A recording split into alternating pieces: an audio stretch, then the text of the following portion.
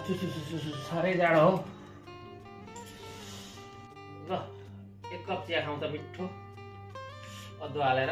साह्रै जाडो पो भयो त। हिजो र अस्ति त अलिअलि घाम लागिरहेको थियो र सबै थोकलाई राम्रो भएको थियो। आज चाहिँ फेरि दिन बिग्रे। बस्दै गर ल, म पनि चिया खान आँट्दै थिएँ, तँ पनि आइपुगिस्, म चिया लिएर आउँछु। ल बुवालाई र प्रणितालाई त देख्थिन त।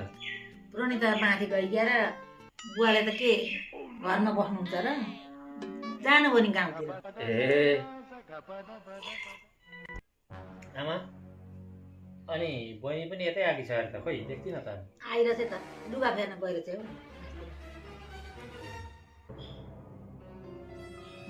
भनौँ कि नभनौँ, अघि ज्वाइँसँग भेट भएको कुरो होस् हो, बहिनीको घर बिग्रिन्छ भनेन भने भन्छु जे पर्ला। होइन के सोचेको हौ यसले?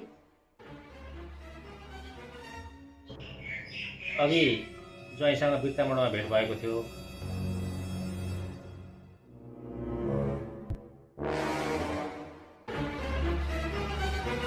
हो र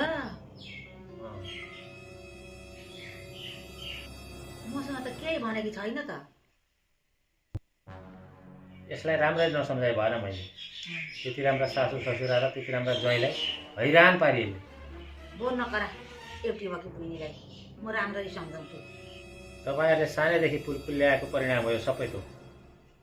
न कसैसँग बोल्ने सोमत छ त्यसको, न कसैलाई माया र सम्मान गर्ने ढङ्ग छ त्यसको। भो अब मै सम्झाउँछु आज त्यसलाई। तपाईँले सम्झाउँदा सम्झिने भए उहिले सम्झिसक्थ्यो त्यसले। होइन भर्खर आएर बसेको चाहिँ भरे भोलि म बिस्तारै सम्झाउँछु, बस।